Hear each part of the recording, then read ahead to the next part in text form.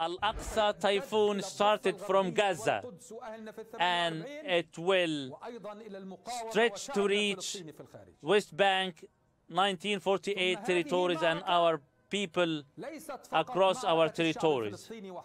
This is the battle of not only the Palestinians or the Gazans, it is the battle of all the Arab and Muslim nations. אנחנו במלחמה, לא במבצע, לא בסבבים, במלחמה.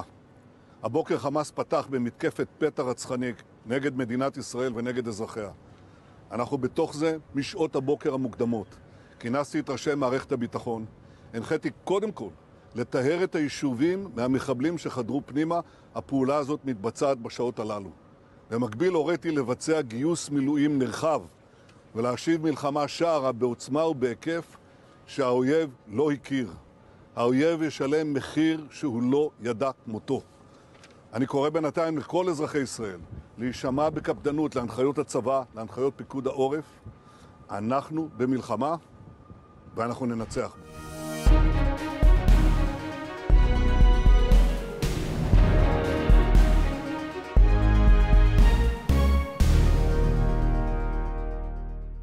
السلام علیکم، live with عادل شاہزیب کے ساتھ میں ہوں آپ کا میزبان۔ 6 اکتوبر کا دن دنیا بھر کے لیے ایک حیران کن دن، جبکہ اسرائیل کی خود ساختہ نمبر 1 انٹیلیجنس ایجنسی اور جدید اسلحہ اور ٹیکنالوجی سے لیس فوج کو حماس کے غیر متوقع حملوں نے مفلوج کر کے رکھ دیا۔ حماس کے اسرائیل پر حملوں میں اب تک تقریباً 700 سے زیادہ اسرائیلی مارے جا چکے ہیں، جن میں سویلین بھی ہیں اور فوجی بھی ہیں، جبکہ درجنوں کی تعداد میں اسرائیل کے فوجی اہلکار جو ہیں انہیں حماس کے جنگجو اریسٹ کر چکے ہیں۔ اسرائیل کی داخلی انٹیلیجنس ایجنسی شباک، اس کی بیرونی خفیہ ایجنسی موساد اور اسرائیلی ڈیفنس فورسز کے تمام وسائل کے باوجود حیران کن امر یہ ہے کہ کسی کو بھی اس حملے کی توقع نہ تھی یا انٹیلیجنس معلومات تھی۔ غزہ کی پٹی کو کنٹرول کرنے والی تنظیم حماس، جسے کافی مغربی ممالک، دنیا کے کئی ممالک جو ہیں وہ دہشت گرد تنظیم پکارتے ہیں، اکثر راکٹوں کے استعمال جیسی حکمت عملی استعمال کرتی رہی ہے۔ حماس کے ان راکٹوں کے خلاف اسرائیل کا جدید جو آئرن ڈوم نامی دفاعی میزائل نظام ہے، عموماً وہ مؤثر ثابت ہوتا ہے، لیکن 6 اکتوبر کی صبح انتہائی مختصر وقت میں داغے گئے ہزاروں جو راکٹ تھے اس نے اسرائیلی ڈیفنس سسٹم کو غیر مؤثر کر کے رکھ دیا تھا۔ راکٹوں کی تعداد، یہ اتنی بڑی تعداد ثابت بھی یہ کرتی ہے کہ اس حملے کی منصوبہ بندی شاید کئی مہینوں سے جاری تھی۔ ہفتے کے روز شروع ہونے والی اس لڑائی میں اب تک جاری ہے، اسرائیل پر غیر متوقع حملوں کے بعد حزب اللہ بھی لبنان سے اسرائیل کو نشانہ بنا رہی ہے۔ حماس کے جنگجو اب بھی اسرائیلی مقبوضہ علاقوں کے اندر موجود ہیں، جہاں ان کی کئی مقامات پر اسرائیلی فوج سے 2 بدو جھڑپیں اس وقت ہو رہی ہیں۔ حماس نے مقامی وقت کے مطابق صبح 6:30 بجے جنوبی اسرائیل پر راکٹوں سے حملہ شروع کیا اور تسلسل کے ساتھ راکٹ داغے گئے، جس کے سائرن تل ابیب اور بیر شیبہ تک سنائی دے رہے تھے۔ راکٹ حملوں کے فوراً بعد ہی حماس نے ملک کے جنوبی علاقوں میں داخل ہونا شروع کر دیا تھا۔ حماس کے زیادہ تر جنگجو غزہ اور اسرائیل کو الگ کرنے والی حفاظتی رکاوٹوں کو توڑتے ہوئے داخل ہوئے، لیکن اس دوران حماس کے جنگجو جو ہیں وہ پیرا گلائیڈرز اور ایک موٹر بوٹ کے ذریعے بھی اسرائیل کے ساحلی قصبے زیم کی طرف جاتے ہوئے دکھائی گئے، اور اس کی باقاعدہ اب حماس نے ویڈیوز بھی جاری کر دی ہے۔ تو یہ اپنی نوعیت کا شاید اسرائیل پر حماس کی جانب سے پہلا حملہ ہے، جو کہ فضا سے بھی کیا گیا، سمندری راستے سے بھی کیا گیا، زمینی راستے سے بھی کیا گیا۔ اب حماس نے سرحد کے ارد گرد کم از کم 3 فوجی تنصیبات میں گھس کر اسرائیلی فوجی تنصیبات میں حملہ کیا، جن میں بیت الحنون سرحدی کراسنگ، جس سے اسرائیل جو ہے وہ ایریز کہتا ہے، زکم بیس اور ریم میں غزہ ڈویژن کا ہیڈ کوارٹر شامل ہے۔ اسرائیلی میڈیا کے مطابق غزہ سے تقریباً 30 کلومیٹر مشرق میں اسرائیلی قصبے صدروت، ایک اور برادری جو ہے وہ برادری بیری اور اوفاکیم کے قصبے پر وہاں بھی کارروائی کی گئی حماس کی جنگجوؤں کی جانب سے، اور اسرائیلی میڈیا یہ بھی بتا رہا ہے کہ یہ جو مسلح جنگجو تھے انہوں نے اوفاکیم میں قیدیوں کو وہاں یرغمال بنا لیا ہے، جبکہ فلسطینی اسلامی جہاد کا یہ کہنا ہے کہ انہوں نے اسرائیلی فوجیوں کو، درجنوں اسرائیلی فوجیوں کو حراست میں لے رکھا ہے، اور حماس کے سوشل میڈیا اکاؤنٹس میں قیدیوں کو غزہ لے جاتے ہوئے اب باقاعدہ فوٹیج جاری کی جا رہی ہے، اس کی ویڈیو جاری کی جا رہی ہے۔ غزہ کی پٹی پر 7 سرکاری کراسنگ پوائنٹس ہیں، جن میں سے 6 اسرائیل اور 1 مصر کے کنٹرول میں ہیں، لیکن چند گھنٹوں کے اندر حماس نے پوری سرحد سے اسرائیلی علاقے میں اندر جانے کا راستہ ڈھونڈ لیا تھا۔ حماس کے جنگجو غزہ سے نکل کر ہر سمت میں پھیل گئے۔ اسرائیلی حکام سے حاصل شدہ جو معلومات ہے اس سے علم یہ ہوتا ہے کہ تقریباً 27 مقامات پر حماس کے جنگجو جو ہیں وہ حملہ آور ہوئے۔ اب اسرائیل نے بڑا سخت ری ایکشن دیا۔ ان کے جو پرائم منسٹر ہیں نیتن یاہو، انہوں نے تمام اسرائیلیوں کو پہلے تو خبردار کیا کہ وہ ایک طویل اور مشکل جنگ کے لیے تیار ہو جائیں۔ حماس نے تقریباً 100 سے زیادہ افراد کو یرغمال بنا لیا ہے۔ اسرائیلی ڈیفنس فورسز کے مطابق بڑے پیمانے پر حملے کے بعد سے اب تک تقریباً 700 سے زیادہ اسرائیلی ہلاک ہو چکے ہیں، اور یہ 1973 کی جو عرب اسرائیل جنگ تھی ناظرین، اس کے بعد اسرائیل کا سب سے بڑا نقصان ہے اور سب سے مہلک حملہ یہ قرار دیا جا رہا ہے۔ فلسطین اور اسرائیل کی تاریخ جو ایک ہے، غزہ کے حکام کے مطابق اسرائیلی حملوں میں اس حملے کے بعد اسرائیل نے بھی اٹیک شروع کر دیا غزہ پر۔ غزہ کو محصور کر دیا گیا ہے۔ تقریباً 413 اب تک وہاں پر اموات ہو چکی ہیں، جن میں بچوں کی بھی بڑی تعداد شامل ہے۔ ہزاروں اسرائیلی افواج کو جنوب میں حماس کے جنگجوؤں سے لڑنے کے لیے تعینات کر دیا گیا ہے، اور اطلاعات یہ بھی ہیں کہ غزہ پر کسی بھی وقت زمینی حملہ بھی کیا جا سکتا ہے۔ اور غزہ کی سڑکوں اور قصبوں کے مراکز میں شہریوں کی لاشیں جو ہیں وہ بکھری ہوئی نظر آ رہی ہیں۔ امریکی صدر جو بائیڈن نے حماس کے حملوں کے بعد گزشتہ روز اضافی فوجی امداد بھیجتے ہوئے اسرائیل کے لیے امریکی بحری جہازوں اور جنگی طیاروں کو اسرائیل کے قریب جانے کے احکامات جاری کیے ہیں۔ آپ کو یاد دلاتے چلیں کہ اسرائیل نے اپنی فوج اور آبادکاریوں کو 2005 میں غزہ سے نکال لیا تھا، لیکن اب تک غزہ کی فضا، سرحدوں اور ساحلوں پر اسرائیل کا ہی کنٹرول ہے۔ غزہ کی پٹی کے گرد کہیں کنکریٹ سے بنی دیوار ہے تو کہیں کانٹے دار باڑ نصب ہے۔ اس کے ساتھ ساتھ فوج کی جو چوکیاں ہیں وہ بھی موجود ہیں، جبکہ ایسے ہی حملوں کی روک تھام کے لیے کیمرہ نیٹ ورک اور سینسر بھی نصب ہیں۔ وہاں پر چڑیا بھی پر نہیں مار سکتی، لیکن حماس کا یہ حملہ جو ہے اس نے بالکل بوکھلاہٹ کا شکار کر دیا اسرائیل کو۔ بالکل ایک ان ایکسپیکٹڈ یہ حملہ تھا۔ دوسری جانب اسرائیل اور فلسطین کی کشیدگی پر اقوام متحدہ کی سلامتی کونسل کا بند اجلاس ہوا، ہنگامی اجلاس ہوا، جس میں رکن ممالک کے درمیان کسی چیز پر اتفاق رائے نہ ہو سکا۔ سلامتی کونسل کا اجلاس بے نتیجہ رہا، باضابطہ قرارداد کوئی پیش نہ ہو سکی۔ امریکہ اور اسرائیل کے مطالبے کے باوجود کئی ممالک نے حماس کے حملوں کی کھل کر مذمت نہیں کی، جبکہ امریکہ کا بیشتر ممالک کی جانب سے حماس حملوں کی مذمت کا دعویٰ ضرور کیا گیا۔ اس تنازع کا عالمی سطح پر اثر پڑتا نظر آ رہا ہے۔ کئی دیگر ممالک نے اپنے شہریوں کے ہلاک، اغوا یا لاپتہ ہونے کی اطلاعات دی ہیں۔ ان میں برازیل، برطانیہ، France, Germany, Ireland, Mexico, Nepal, Thailand اور یوکرین شامل ہیں۔ سعودی عرب نے فلسطینیوں اور اسرائیل کے درمیان پرتشدد کارروائیاں فوری طور پر روکنے کا مطالبہ کیا ہے۔ سعودی عرب کی وزارت خارجہ کے مطابق شہریوں کو تشدد سے تحفظ فراہم کرنے اور تحمل کا مظاہرہ کرنے کا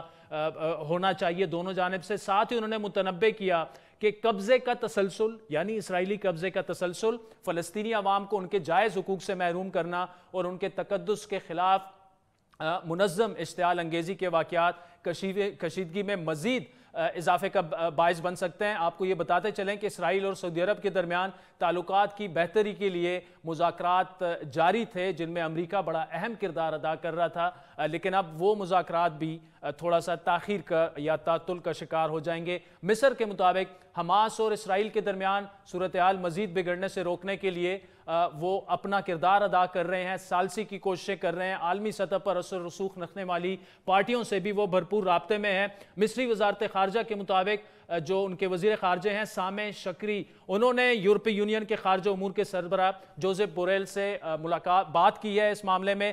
دوسری جانب ایران کے سپریم لیڈر علی خامنائی کے مشیر رحیم صفوی کی جانب سے جو بیان جاری ہوا ہے، اس میں انہوں نے بڑے واضح الفاظ میں کہا کہ ایران فلسطین اور یروشلم کی آزادی تک فلسطینی جنگجوؤں کے ساتھ کھڑا رہے گا۔ ایران کی وزارت خارجہ کے ترجمان ناصر کنانی کے مطابق اس آپریشن میں حیرت کا عنصر اور دیگر مشترکہ طریقے استعمال کیے گئے جو غاصب طاقت کے سامنے فلسطینی عوام کے اعتماد کو ظاہر کرتے ہیں۔ دوسری جانب اسرائیلی میڈیا مسلسل ایران پر ان حملوں میں حماس کی بھرپور مدد کرنے کا دعویٰ کر رہا ہے۔ ایک بریک کے بعد بات کریں گے کہ تحریک انصاف کے رہنما صداقت عباسی کیسے گھر پہنچے۔ Stay tuned.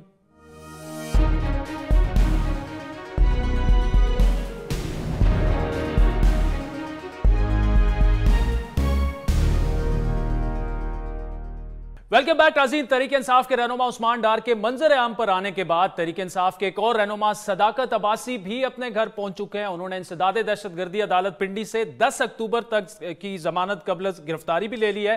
صداقت عباسی نے عدالت سے ضمانت حاصل کرنے کے بعد اپنا موقف دینے کے لیے ہم سے رابطہ کیا. ان سے ہماری کیا بات چیت ہوئی آئیے دیکھتے ہیں. Thank you for giving us time. 1 مہینے سے تقریباً آپ نہیں تھے اور یہ کہا جا رہا تھا پتہ نہیں کہاں چلے گئے ہیں. پہلے تو ہمیں یہ بتائیے گا, اپنی صحت کے بارے میں بتائیے گا, اور پھر عثمان ڈار والے معاملے پہ آتے ہیں. بہت شکریہ عادل. میں ادھر ہی تھا. 9 مئی کے بعد ذرا کچھ حالات پکڑ دکڑ کے تھے تو تھوڑا کچھ عرصہ تو کہیں آگے ایک دوست کے پاس رہا.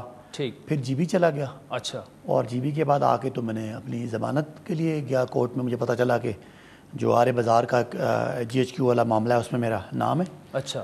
تو میں کورٹ میں گیا اور کورٹ میں جا کے ضمانت کی. اچھا.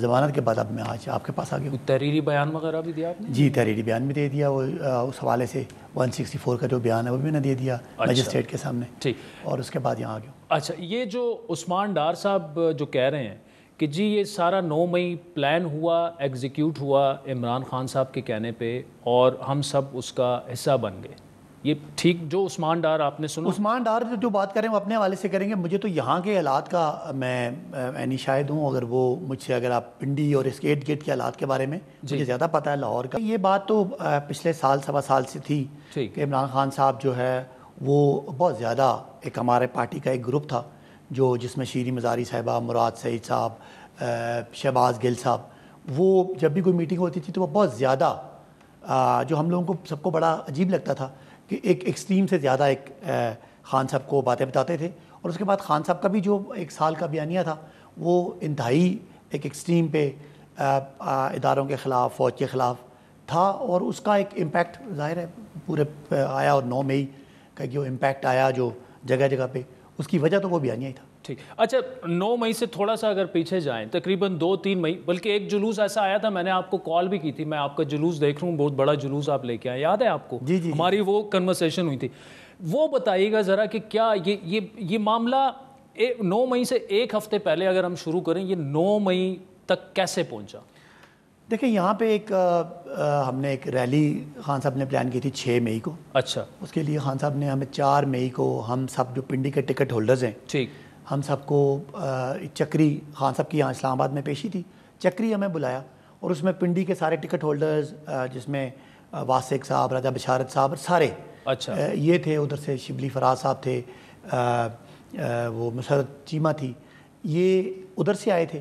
اور خان صاحب نے وہاں میٹنگ کی کہ پنڈی میں ہم نے ایک بڑی ریلی نکالنی ہے. ٹھیک ہے. اور اس ریلی کے حوالے سے پھر لوگوں نے وہاں پہ سجیسٹ کیا کہ جی آپ وہ ریلی جو ہے وہ کچہری چوک سے مریڈ چوک تک رکھیں. اچھا. بیکاز کچہری چوک جو ہے وہ چونکہ جی ایچ کیو کے قریب ہے, اور ہماری لڑائی جو ہے وہ نہیں, یہ کس نے سجیسٹ کیا؟ ہمارے جتنے وہاں پہ ٹکٹ ہولڈرس ہیں, جس میں مین اس کی ذمہ داری تو راجہ بشار صاحب کو دی. اس پر عمران خان صاحب نے کیا جواب؟ انہوں نے کہا کہ ٹھیک ہے, ہماری لڑائی ہی بیسیکلی اسٹیبلشمنٹ کے ساتھ ہے, تو اگر یہ یہاں پہ ہوتا ہے کچہری چوک میں تو یہاں سے چونکہ جی ایچ کیو بڑا نزدیک ہے, 5 منٹ کا فاصلہ ہے, اور اس کے علاوہ یہی راستہ جاتا ہے چکلالہ کو بھی, یہی راستہ ہے آرمی چیف کے گھر کو بھی. تو میں چاہتا ہوں کہ جو ہماری جو قیادت ہے فوج کی, ان کو ایک میسج جائے کہ اگر عمران خان صاحب کبھی گرفتار ہوتے ہیں تو اس وقت اگر مطلب پارٹی, ہماری قیادت اور لوگ نکلیں گے تو وہ ایک پیغام دینا چاہتے تھے آرمی کی لیڈرشپ کو کہ اگر وہ گرفتار ہوئے تو ایک بہت بڑا ریاکشن. یہ 4 مئی کی میٹنگ کی روداد آپ سنا رہے ہیں؟ 4 مئی کی میٹنگ ہوئی اور عمران خان صاحب نے اس 4 مئی کو پلان ہوا کہ 6 مئی کو ہم نے ریلی نکالنی ہے, جو ریلی کچہری چوک سے مریڈ چوک تک پلان کی گئی. سب نے کہا تو خان صاحب نے اس کو پھر اپروو کیا کہ ٹھیک ہے, یہ جگہ سب سے بیسٹ ہے, کیونکہ ہماری بیسک لڑائی تو انہی کے ساتھ ہی ہے. اچھا. تو ایک میسج جانا چاہیے, ایک میسج جانا چاہیے. لیکن ان کے مطلب, اس کا مطلب تو یہ ہوا نا کہ وہ خود کہہ رہے ہیں کہ آپ نے ادھر ہی جانا ہے, اور اگر کسی وجہ سے مجھے گرفتار کیا تو پھر ہمارا نشانہ جو ہے وہ جی ایچ کیو ہوگا, ہمارا نشانہ آئی ایس آئی کی دفاتر ہوں گے, ہمارا نشانہ آئی ایس آئی کی جو ان کے رہائش گاہیں وہ ہوں گی. تو ایک لحاظ سے پیغام چلا جائے کہ عمران خان کو گرفتار نہ کیا جائے، اور اگر عمران خان ایسا یعنی ان کو پتہ تھا کہ اگر یہ میں کامیاب ہو جاتا ہوں تو پھر عمران خان کو کون روکے گا، پھر تو باقی تو کسی کی ضرورت ہی نہیں ہے. باقی بھائی صاحب یہ بہت بڑی سٹیٹمنٹ آپ دے رہے ہیں کہ عمران خان صاحب یہ کہہ رہے ہیں کہ اگر میں گرفتار ہوا تو آپ نے لٹرلی ان ادر ورڈز اینٹ سے اینٹ بنوا دینی ہے. جی کہ ظاہر ہے ہمارا جو ایک پورے سال کا بیانیہ یہ تھا کہ پی ٹی آئی کا جو جھگڑا ہے وہ بیسیکلی اب تو اسٹیبلشمنٹ کے ساتھ ہی ہے، اور جو ہمارے پارٹی کے اندر جو میں نے کہا نا جو ایک خاص ایک گروپ تھا جو بہت زیادہ لیڈ کرتا تھا، جن کے میں نے نام لیے، ان کی طرف سے ہمیشہ یہ باتیں ہوتی تھی کہ جی ہم نے جب خان صاحب اگر گرفتار ہوتے ہیں تو ہم نے پھر ریئیکٹ ادھر ہی کرنا ہے. اچھا پھر 6 مئی آ جاتا ہے، 6 مئی کو کیا ہوا؟ پھر 6 مئی کو یہ ایک ریلی ہو جاتی ہے، اور پھر اس کے بعد 7 مئی کو ایک اور میٹنگ ہوتی ہے، زوم میٹنگ، جو بشرا بی بی کی اس پہ مشاورت پہ عمران خان صاحب کرتے ہیں، جس میں ہماری پارٹی کے سارے مرکزی لوگ، شاہ محمود صاحب، شیخ رشید صاحب، بشرا بی بی کی مشاورت پہ کیسے؟ جی ان کی ایڈوائس پہ میٹنگ رکھی، خان صاحب نے چیئر کی، اور اس میں یہ سارے لوگ موجود تھے، جس میں یہ طے کیا گیا اگر خان صاحب کو اریسٹ ہوتے ہیں تو پھر ہم نے ریئیکٹ کس طرح کرنا ہے، کہ جی ہم نے جو مطلب اگر پنڈی میں ہیں تو جی ایچ کیو ہے اور باقی آئی ایس آئی کی جو بلڈنگ ہے ان کے باہر ہم نے مظاہرے کرنے ہیں، اگر جہاں لوگ زیادہ ہوئے تو ہم اندر گھس جائیں گے. اور یعنی 9 مئی کو جو کچھ ہونا ہے، یعنی گرفتاری کا تو آپ کو پتہ نہیں تھا، تو 7 مئی کو یہ زوم میٹنگ تھی.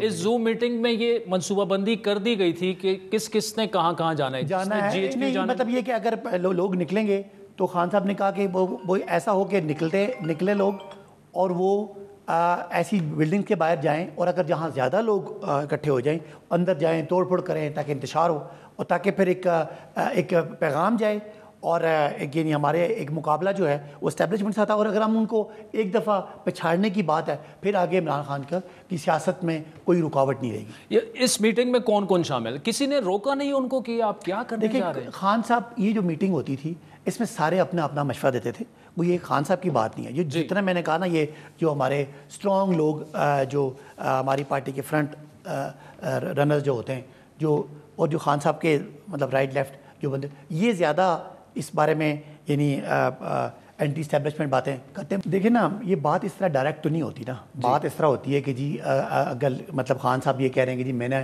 اگر مجھے گرفتار کرتے ہیں تو ظاہر ہے پارٹی نے نکلنا ہے.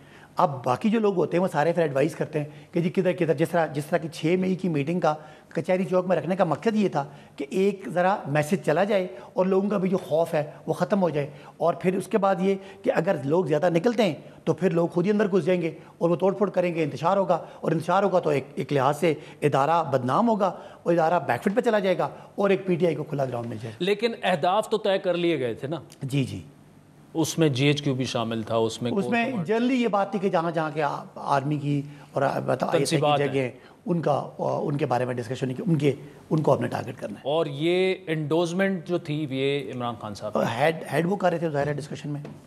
عمران خان صاحب اس میٹنگ کو جب چیئر کر رہے تھے تو ان کے سامنے ساری باتیں ایسی ہوئی. اچھا پھر 9 مئی کو ذرا بتائیے کیا ہوا؟ اچھا 9 مئی کو اس طرح ہوا کہ چونکہ پنڈی ضلع کی جو قیادت تھی، یہ جو 7 مئی کو میٹنگ ہوئی اس کی ذمہ داری رائے بشارت صاحب کو دی گئی کہ وہ اس کو چلائیں گے. انہوں نے پھر چلائی. پھر جب 6 مئی کو پھر ہمیں سب کو جب دوبارہ میٹنگ ہوئی تو سب کو اپریشیٹ کیا گیا کہ بڑا اچھا آپ نے بڑی اچھی ریلی نکالی، مجھے بھی تعریف کی گئی.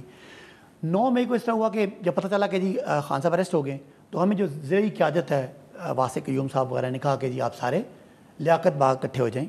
اور ہم نے بھی، میں بھی ظاہر ہے ایک پارلیمنٹرین تھا، میں نے کہا لیاقت باغ پریس کلب ہے تو پریس کلب میں باہر جا کے پروٹیسٹ کرنی ہے، ایک ڈیموکریٹک پروٹیسٹ ہے. وہاں جب میں پہنچا تو میرے ساتھ بھی کوئی 5-7 بندے میرے ساتھ گئے. وہاں میں نے دیکھا کہ وہاں مقامی لوگوں میں صرف جازی خان اس وقت وہاں موجود تھے، ایم پی اے جو تھے آپ. جی وہاں کے لوکل ایم پی اے وہ موجود تھے، اور ان کے ساتھ کوئی 150-200 بندہ تھا. پھر اس کے بعد آہستہ آہستہ کرتے لوگ بڑھتے گئے اور لوگ بھی شامل ہو گئے وہاں پہ، سگنیفیکنٹ لوگ. اور لوگوں نے وہاں پہ پہلے نعرے بازی کرتے رہے جو کہ روٹین ہوتی ہے. پھر لوگ گئے، کوئی جو میٹرو بس کا جو اسٹیشن تھا اس پہ اٹیک کرنے گئے. پولیس کی طرف سے ٹیئر گیس شروع ہوگی، ایک آپس میں ایک مڑ بھیڑ ہوگی، ایک آنگ مچولی شروع ہوگی. کراؤڈ آتا، پولیس پہ پتھراؤ کرتا، پولیس کو شیل کرتی. یہ کرتے کرتے کوئی 1-1.5 گھنٹے میں پولیس نے سب کو ڈریگ کر کے واپس جو ہے وہ جنگ بلڈنگ جو پیچھے ہے ادھر تک لے کے، جہاں مرید چوک جہاں پہ جی وہاں تک پولیس نے جب کر دیا. پولیس سکسیڈ کر گئی, کراؤڈ کوئی توڑ پھوڑ نہیں کر سکا, اور پولیس نے وہاں تک جب گئے تو پھر لوگ درمیان میں کئی لوگ تھے جنہوں نے GHQ چلو کے نعرے لگانا شروع کر دیے. یہ 9 مئی کو؟ جی یہ 9 مئی کو, کہ جی ادھر وہاں سے GHQ نزدیک ہی تھا. اچھا یہ کون لوگ تھے؟ آپ کی پارٹی کے اپنے لوگ تھے؟ جی پارٹی کے لوگ تھے. اس میں سگنیفیکنٹ لوگ میں اگر آپ کہوں تو جازی خان تھے جو MPA تھے, اور باقی لوگ تو آگے سے شامل ہوئے. یہاں پہ مقامی ہمارے جتنے عہدیدار ہیں وہ سارے ادھر اکٹھے ہو گئے. انہوں نے کہا کہ 1 سال کا میں تو یہی ایک ہے کہ جی ہماری لڑائی ادھر ہے. تو وہ سارے ادھر سے GHQ کی طرف چلے گئے.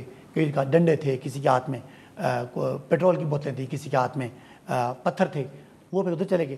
میں بھی وہاں تھا اپنا اس مرید چوک میں, لیکن چونکہ میں زیادہ سگنیفیکنٹ آدمی تھا تو میں وہاں سے نے کوشش کی کہ میں ادھر دوسری سائڈ سے مطلب آپ خود جو ہیں GHQ نہیں گئے لیکن آپ کے لوگ سارے ادھر سے ہی گئے؟ باہو ملے والی سائڈ سے میں کوشش کی کہ میں جا کے آگے جو یہ GPO چوک ہے ادھر سے کروں اور آگے نکل جاؤں. ٹھیک. جب GPO چوک میں پہنچا تو وہاں پہ لوگ ہمارے جو لوکل MPs ہیں, عمر بٹ, کرنل اجمل, واسق وغیرہ, یہ وہاں پہ انہوں نے وہ چوک بند کیا ہوا تھا.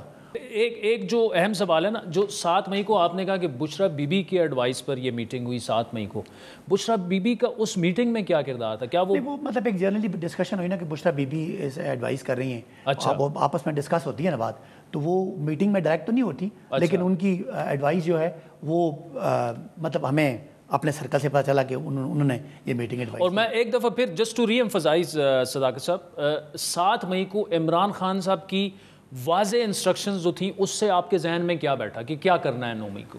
مطلب یہ کہ کوئی یہ تو نہیں پتا تھا نا گرفتاری کب ہونی ہے, کہ جنرل ڈسکشن ہوئی تھی نا, تو وہ تو پھر ایک دم سے 2 دن بعد وہ ہو گیا نا. 7 مئی کو یہ ڈسکشن ہوئی کہ اگر کوئی عمران خان صاحب گرفتار ہوتے ہیں تو ریئیکٹ کرنا ہے, بڑی تعداد میں نکلنا ہے. ٹھیک. اور نکلنا ہے, پھر وہ لوگ ایک پورا ملک میں انتشار ہو جائے گا, اور پھر ایک امپریشن بنے گا, اور ادارے پریشر میں آئیں گے, اور پھر کوئی بات چیت ہوگی, اور پھر آئندہ عمران خان صاحب ان کو ایک کھلا راستہ ملے گا. اچھا, دوسرا جو ڈار صاحب نے ایک بات کی ہے کہ جی وہ بغاوت کروانا چاہتے تھے فوج میں, یہ جو آپ کہہ رہے ہیں یہ تو تقریباً وہی وہ ڈار صاحب نے, میں نے سنا ڈار صاحب نے اس حوالے سے بات کی کہ جب لانگ مارچ آ رہا تھا جی تو وہ چاہ رہے تھے کہ یہ آرمی چیف یہ نہ بنے, کور بنے. تو یہاں پہ میری سمجھ میں یہ تھا, عمران خان صاحب چاہ رہے تھے کہ بہت بڑا ریئیکشن آئے, کہ ادارہ جو ہے خاص کر فوج کا ادارہ وہ پریشر میں آ جائے, اور پریشر میں آ کے کوئی ڈیل ہو, اور پھر ہمیں ہمیشہ کے لیے ایک لحاظ سے ہمارا یہ ڈسکشن بھی ہوتی تھی کہ ایک پریشر جیسے ہوتا ہے نا, وہ جیسے مریم نے کہا تھا کہ جی پہلے مزاحمت ہوگی تو پھر مفاہمت ہوگی, تو ایک مزاحمت کی بات تھی, مزاحمت کا بیانیہ تھا, اور اینڈ یہ تھا کہ شاید بعد میں تو وہ مزاحمت کرتے کرتے پارٹی کا بھی ستیہ ناز کر دیا. مزاحمت کرتے کہ وہ جو مزاحمت کے بعد مفاہمت تو ہوئی نہیں, لیکن ہمارا ملک کے اداروں کا اس میں امیج خراب ہوا. PTI جو ہے وہ بھی ایک بہت بڑی ایک گراؤنڈ کی فورس تھی. آج ہم سارے ظاہر ہیں آگے پیچھے در بدر ہیں. بلنڈر کہاں پہ ہوئے آپ کے خیال میں؟ میرا خیال ہے کہ باقی چیزیں تو چلو چلتی رہتی ہیں, ایک کیلکولیشن غلط ہوئی ہے, اور جو لوگ ہمارے ہاکس تھے نا, جیسے شہباز گل ہو گیا, شیریں مزاری صاحبہ ہو گئی, مراد سعید ہو گیا, جو بہت ہی ایک تیز بیانیہ والے لوگ تھے, انہوں نے خان صاحب کو ایک لحاظ سے گائیڈ کیا, اور خان صاحب اس میں رہے کہ شاید وہ اس طرح کا پریشر ڈالیں گے تو اس پریشر سے کوئی بات ٹیبل پہ آ جائے گی. نہیں تو خان صاحب کو اپنی سوچ نہیں تھی کہ یار میں کیسے اپنی فوج کو ہیڈ زون جا کے لے لوں, اور بس یہ ہم سارے ظاہر خان صاحب لیڈر ہیں, ہم سارے سمجھتے تھے کہ خان صاحب کا یہ جو یہ ریئیکشن ہے یا جو یہ چیز ہے یہ تھوڑی ہمارے سمجھ کے مطابق بہت زیادہ ہے, لیکن چونکہ آپ ایک لیڈر ہے اور وہ ان کا ایک مزاج ہے, ہمارا خیال تھا کہ کوئی نہ کوئی کہیں نہ کہیں ان کی کوئی نہ کوئی انڈرسٹینڈنگ ہے کہ شاید یہ چیزیں بیٹھ جائیں اور یہ چیزیں سارٹ آؤٹ ہو جائیں گی. لیکن 9 مئی کو وہ آؤٹ آف پروپورشن چلا گیا, جس سے ہر چیز جو ہے وہ لیکن ابائی صاحب اس میں دیکھیں, یہ جو جن لوگوں کے آپ نام لے رہے ہیں ان کا تو مطلب شروع سے ہم نے بھی دیکھا, لیکن اندر آپ کو زیادہ پتہ ہے کہ فوج کے خلاف کیوں اتنا سخت بیانیہ تھا ان لوگوں کا. خیر میں اس طرح کا بہت زیادہ جو انسائڈر ہیں یا بہت زیادہ جو ٹاپ کے میٹنگز ہیں ان میں تو نہیں ہوتا تھا. میں ان میٹنگ میں ہوتا تھا جو پنڈی کے ٹکٹ ہولڈرز کی ہوتی تھی. اس وقت میں نارتھ میپ کا پریزیڈنٹ بھی نہیں تھا, میں نارتھ میپ کا پریزیڈنٹ بعد میں بنا ہوں جب یہ 9 مئی کے بعد عامر کیانی صاحب نے چھوڑا. تو یہ ہے کہ یہ تو پھر وہی بتا سکتے ہیں کہ ان کا کیا تھا, لیکن ایک بات بڑی واضح تھی ان کے بیان, ان کے انداز میں فوج کے خلاف کافی سرا وہ تھا, اور جس سے پارٹی کا ایک پوری لائن بن گئی. اور جو درمیان میں جو ٹھنڈے مزاج کے لوگ تھے یا جو اتنی حد تک مزاحمت کے قائل نہیں تھے, ان کو یہ حیرت بھی ہوتی تھی کہ ہم حد سے آگے نہ نکل جائیں اور وہ 9 مئی کو ہم حد کراس کریں۔ اچھا، ایسی کوئی بات ہوئی تھی کہ جی میں فوج کو یہ واضح پیغام دینا چاہتا ہوں کہ اگر مجھے اریسٹ کیا گیا تو GHQ ISI ہیڈ کوارٹر اور ان کی رہائش گاہوں پر حملہ آور ہوں گے؟ اور جنرل ڈسکشن میں یہی بات ہوتی تھی کہ اگر مجھے گرفتار کرتے ہیں تو پارٹی نے نکلنا ہے، اور یہ بات اس طرح اوپن میٹنگ میں تو نہیں ہوتی، لیکن پارٹی نے نکلنا کہاں ہے؟ اب پورے سال کا بیانیہ جو ہے وہ خان صاحب کا کیا تھا؟ یہی تھا کہ جی ہمیں جہاں سے خان صاحب بعض جگہ نام بھی لیتے تھے جو میرا خیال ہے مناسب نہیں تھا، کہ بعض جلسوں وغیرہ میں اور بعض جگہوں پہ ایون میں بھی کہ جس طرح کے ادارے کے لوگوں کے جن کو نارملی ہم نام نہیں لیتے، ایک ادارے کا ایک سینٹیٹی ہوتی ہے، وہ نام لے کے خان صاحب جب بات کرتے تو ایک بات بڑی اوپن آ گئی تھی کہ یہ لڑائی جو ہے اب یہ سیاسی لڑائی نہیں ہے، اب یہ لڑائی ادارے کے ساتھ۔ اچھا، یہ جو ادارے کے ساتھ ایک ٹکراؤ والا معاملہ، اب 9 مئی آ جاتی ہے، وہ اریسٹ ہو جاتے ہیں، یہ پورا سارا، اس وقت کیا آپ کو یہ اندازہ نہیں تھا کہ یار یہ تو اب بلنڈر ہو گیا ہے آپ جیسے لوگوں کو پارٹی میں؟ اس کے باوجود بھی وہ ایک کیپٹ آن گوئنگ، مطلب 13-14 مئی کو بھی ایک زوم میٹنگ ہوئی تھی جو چوہان صاحب نے کہا ہے، اس میں بھی خان صاحب کے انہوں نے کہا کہ جی کچھ ایسا معاملہ ہوا تھا کہ انہوں نے کہا تھا کہ یار آپ نے کوئی مذمت نہیں کرنی۔ دیکھیں، جنرلی انڈرسٹینڈنگ پارٹی میں یہی تھی کہ یہ جو ایک مزاحمتی ایک چیز چل رہی ہے، الٹیمیٹلی اس نے کسی جگہ پہ بیٹھ جانا ہے، اور 9 مئی سے پہلے ہم سب کا خیال تھا کہ یہ چیزیں چلتی رہتی ہیں، ماضی میں بھی ہوا ہے، لیکن 9 مئی کو وہ آؤٹ آف پروپورشن چلا گیا، جس سے جتنے بھی سینئر ایلیمنٹ سے وہ سارے خوفزدہ ہو گئے اور سارے اپنے بچ بچاؤ کے چکر میں لگ گئے۔ اچھا، ایک آپ کی پارٹی کی طرف سے 9 مئی کے بعد ایک اور بیانیہ بنایا ہے، ابھی 9 مئی کا آپ نے کچھ باتیں رہ گئی، چلے وہ آتا ہوں میں آپ کی طرف۔ یہ بیانیہ بنایا گیا کہ 9 مئی فوج نے خود کروایا ہے۔ دیکھیں، یہ تو میرا نہیں خیال کہ سارے لوگ سمجھتے ہیں، سب کو پتہ ہے کہ ظاہر ہے ایک لڑائی چل رہی تھی اور PTI اس لڑائی کو، عمران خان صاحب اس لڑائی کو لیڈ کر رہے تھے اور اس کا ایک شاخسانہ ہونا تھا۔ اس دن کس نے کیا کیا، لیکن اس سے پہلے ایک سال کا ایک نیریٹو موجود تھا، بیانیہ موجود تھا، جس کا ایک نہیں، جو آپ باتیں کر رہے ہیں نا، جو عمران خان صاحب کی سٹیٹمنٹس ہیں، جو آپ نے کہا، میں بیان جب بات چل رہی ہوتی ہے نا، 4-5 بندے بات کر رہے ہوتے ہیں تو اس کا ایک پوری بات کا ایک امپریشن نکلتا ہے، اور اگر لیڈر بیٹھا ہے تو ظاہر ہے انہیں کی ذمہ داری ہوتی ہے نا جی، تو لوگ جو آپ کے جو باقی لوگ باتیں کر رہے ہوتے ہیں الٹیمیٹلی تو جاتا لیڈر پہ ہے نا۔ ٹھیک، میں صداقت ابائی صاحب ایک بریک لیتا ہوں چھوٹی سی، ناظرین بریک کے بعد صداقت ابائی صاحب سے گفتگو جاری رہتی ہے۔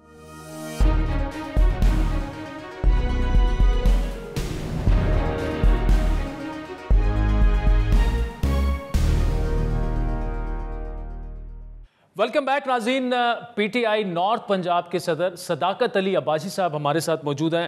عباسی صاحب، ادارے کے کچھ لوگ ہمارے ساتھ ہیں، یہ امپریشن کیا عمران خان صاحب اندر دیتے رہے اپنی پارٹی میں؟ دیکھیں، یہ امپریشن تھا کہ عمران خان صاحب نے اتنی ہارڈ لائن اسی لیے لی ہوئی ہے کہ شاید جو موجودہ آرمی چیف ہیں ان وہ یہ چاہتے ہیں کہ کوئی اور بنے، یہ امپریشن تھا۔ میں نے اب ڈائریکٹ تو میں بڑی میٹنگ میں، موجودہ آرمی چیف مطلب جنرل باجوہ اس وقت ہے نا؟ نہیں، جو ابھی کے چیف ہیں یہ نہ بنے، دوسرے بنے۔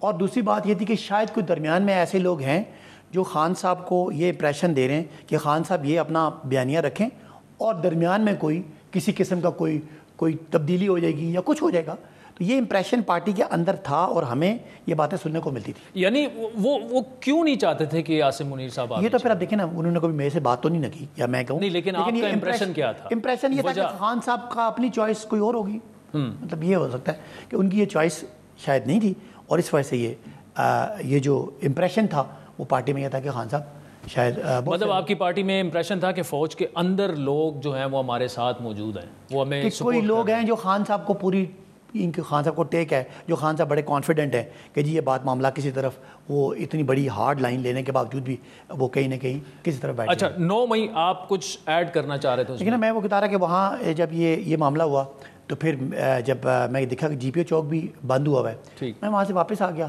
راستے میں ہم ایک آدھ جگہ پہ اور چاندنی چوک میں ایک جگہ پہ پروٹیسٹ تھی، وہ ہمارے ایک MPA صاحب نے اس کو کیا تھا، اس میں ہم نے پارٹیسپیٹ کیا۔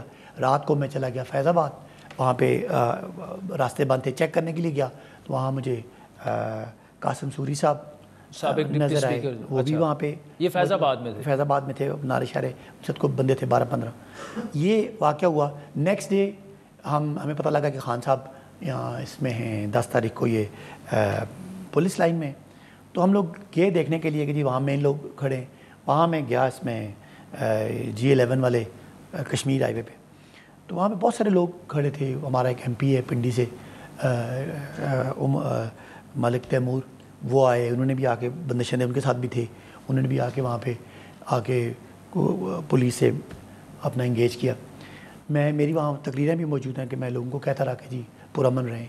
एनीवेज ये सारा मामला हो गया, और फिर वहाँ पे तैमूर ने कहा कि जी हम अभी डिसाइड ये किया है, वासिक वगैरह ने और राजा बिशारत वगैरह ने, कि हम पिंडी को चौक करेंगे।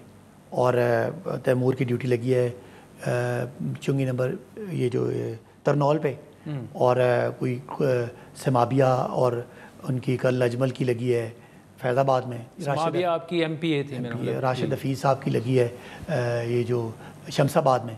तो इस तरह मैं रात को मैं गया, मुझे मेरे लोगों से मुलाकात हुई। वहाँ मैंने देखा कि वैसे तो कुछ हो नहीं सका, लोगों ने कोशिश की कोई प्रोटेस्ट करने की, लेकिन पुलिस ज़्यादा थी, तो वो मतलब आगे पीछे हो गया। फिर उसके बाद हम लोग खौफ में आ गए कि हमें अब ये जब 9 मई का हमें समझ आया कि क्या हो गया, हम सारे आगे पीछे हो गए। मैं बल्कि GB चला गया फिर फैमिली के साथ। अच्छा। और गिलगित बल्तिस्तान काफ़ी दिन रहा, और फिर आगे पीछे रहे, और फिर ज़मानत करा के आ गया। अच्छा, अब आप मुझे ये बताएं, अब आपका लायामल आगे क्या है? देखें जी, मैं PTI मैंने ज्वाइन की थी बड़ी उम्मीदों के साथ। 2006 से मैं PTI में हूँ, 3 दफ़ा शुमाली पंजाब का सदर बना हूँ। 9 मई के बाद मैं समझता हूँ कि मेरे लिए, मेरे जैसे बंदे के लिए जो एक प्रोफेशनल है, मैं एजुकेशनिस्ट हूँ, इस्लामाबाद में मेरे स्कूल है, मैंने यहाँ 20-22 साल ख़ुद इकोनॉमिक्स पढ़ाई है। मेरे जैसे बंदे के लिए इस बयानिए के साथ सियासत कैरी करना नामुमकिन है। लिहाजा मैं आज आपकी शो में सियासत छोड़ने का ऐलान करता हूँ। PTI ने जो मुझे शुमाली पंजाब का अहदा दिया वो भी मैं छोड़ता हूँ, और PTI से भी अलहदगी का ऐलान करता हूँ। ये मेरा यहाँ आने का मकसद था कि मैं ये जो बयानिया है और जो कुछ हुआ है 9 मई को, उसको मैं अपने कदमों पर उठा नहीं सकता। यानी 9 मई जो मुल्क को नुकसान पहुंचा, इदारों को नुकसान पहुंचा, उसकी वजह से आप सियासत छोड़ जी, मैं आपको बताऊं कि आदिल, मैंने 3.5 साल की हुकूमत में अपने इलाके में एक यूनिवर्सिटी बनाई, कोसार यूनिवर्सिटी जी, मरी कोटली सतियाँ को ज़िला बनाया, एक tourism highway Kota Kotli Sattian colour Saeeda से मिला के एक टूरिज़म हाईवे दी। इसके अलावा मतलब कोई हज़ारों मंसूबे दिए। अपनी कोशिश की कि जिस मकसद के लिए मैं सियासत में आया था वो मकसद मैं पूरा कर सकूँ। वो मकसद हो भी गया था, लेकिन ये जो 9 मई को हुआ, उसके बाद मेरे लिए, मेरे ख़ानदान के लिए, मेरी बाकी लोगों के लिए इसका बोझ उठाना मेरे बस की बात नहीं है। लिहाजा मैं सियासत से रिटायर होता हूँ। आप पर किसी किस्म का दबाव है? नहीं, दबाव क्या होता है? अब दबाव एक बात है, दिमाग जहन पे है कि ये इतना बड़ा वाक़या जो हुआ उसमें हमारे पे FIR हैं। यानी वो एक ज़मीर का एक बोझ है? नहीं, ज़मीर का बोझ भी है और कानून का डर भी है कि FIR है, उसमें मैं मुलजिम हूँ। देखिए, मैंने जो अपनी बात करनी थी आपके सामने कर दी कि मैं इस बात का मेरे पे प्रेशर है कि भी मैंने कोर्ट का एक प्रोसेस फेस करना है। पता नहीं क्या होता है, ज़मानतें होती हैं, नहीं होती, आगे होता है। मेरे पे और किसी किस्म का कोई दबाव नहीं। अच्छा, अब भाई साहब, आगे का फ्यूचर जो है, आप जैसे लोग अगर, अब आपको मैं बहुत से मामलात में ज़ाती तौर पर भी जानता हूँ, आप बड़े अच्छे प्रोफेशनल और एजुकेशनलिस्ट रहे हैं, आपका एक किरदार रहना चाहिए सियासत में।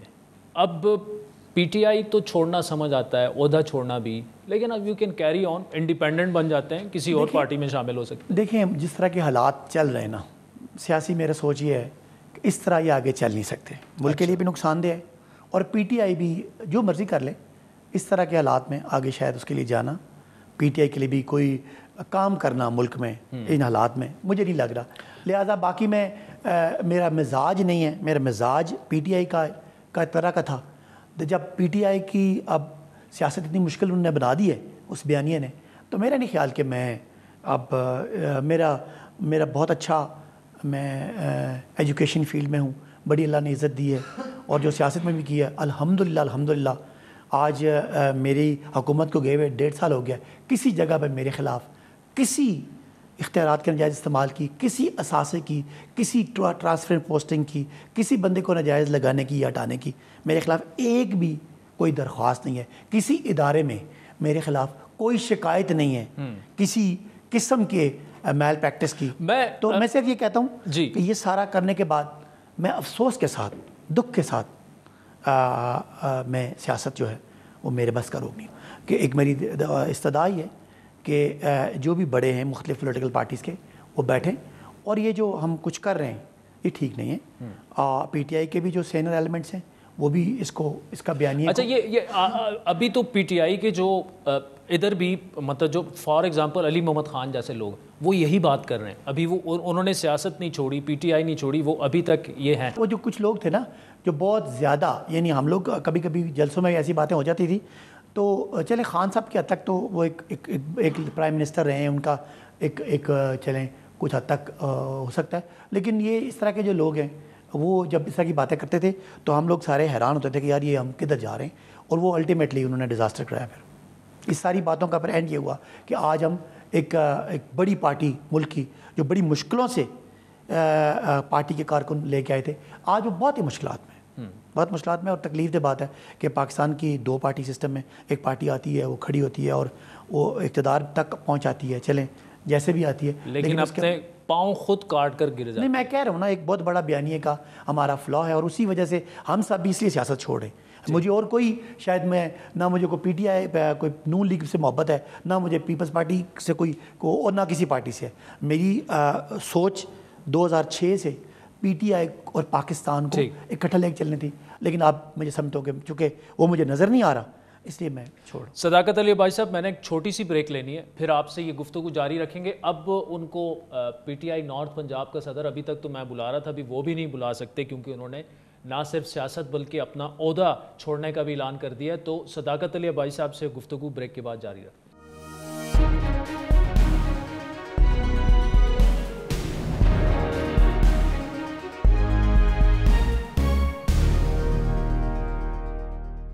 ویلکم بیک ناظرین, صداقت علی بھائی صاحب ہمارے ساتھ موجود ہیں. بھائی صاحب تھوڑا سا آپ کے اس پہ بات کرتے ہیں, آپ کی اسکولوں کی ایک چین بھی ہے.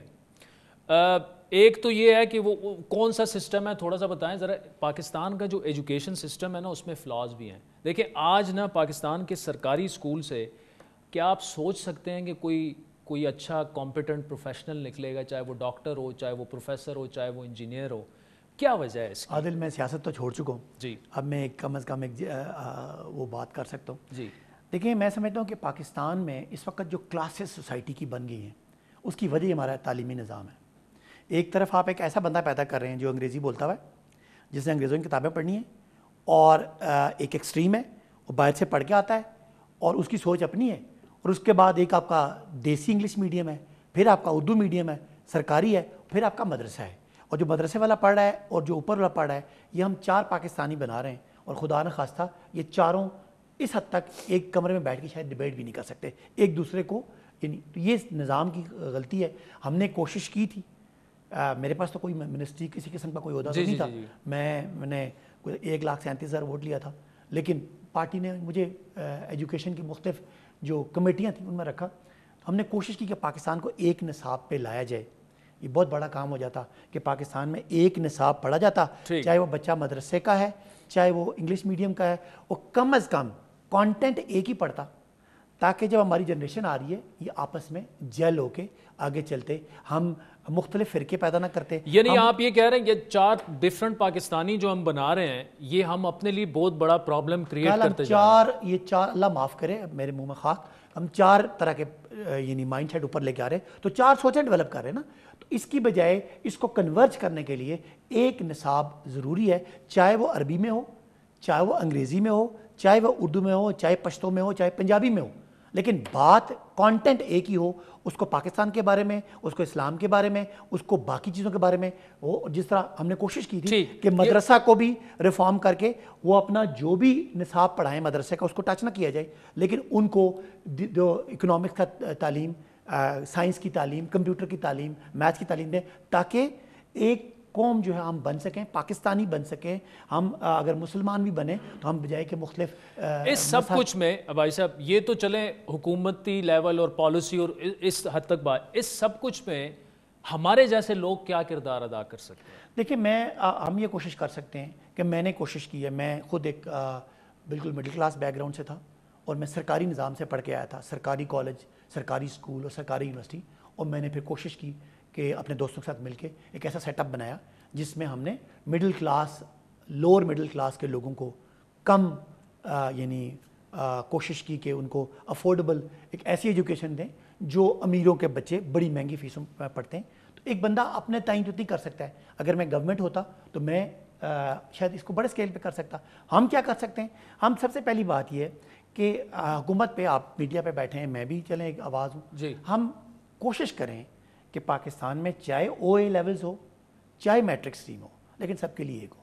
ورنہ کیا ہوتا ہے، آپ ایک طرف صرف کلرک اور چپڑاسی پیدا کر رہے ہیں اور ایک طرف صرف ایگزیکٹو پیدا کر رہے ہیں، باس پیدا کر رہے ہیں جس کا شاید سوچ بھی پاکستانی نہیں ہے اور وہ اس طرح کا ایک گلوبلائزڈ ہے. اور دوسرا بیچارہ ساری زندگی، تو ایک بڑی آپ کی 85% آپ کی آبادی جو ہے وہ جو نظام پڑھی ہے اس سے آپ کی لیڈرشپ اس سے آئی نہیں رہی. جی. وہ تو صرف بیچارے کلریکل تک آتے یا کوئی بہت ہی اکیلا کوئی نکل آئے آؤٹ اسٹینڈنگ. ادھر سے 100% لوگ لیڈرشپ کے لیے آ رہے ہیں اور ادھر سے 95% لوگ جو ہے وہ بیچارے وہ تو اصل پاکستانی جو ہے اس کو اٹھانا ہے. اور اس کا ایک ہی طریقہ ہے کہ تعلیمی نظام کو یکساں کرنا ہے. اور یکساں کرنے کے لیے ایک مڈل گراؤنڈ ڈھونڈیں. آپ ہمارے پاس کوئی تجربے کی کمی نہیں ہے.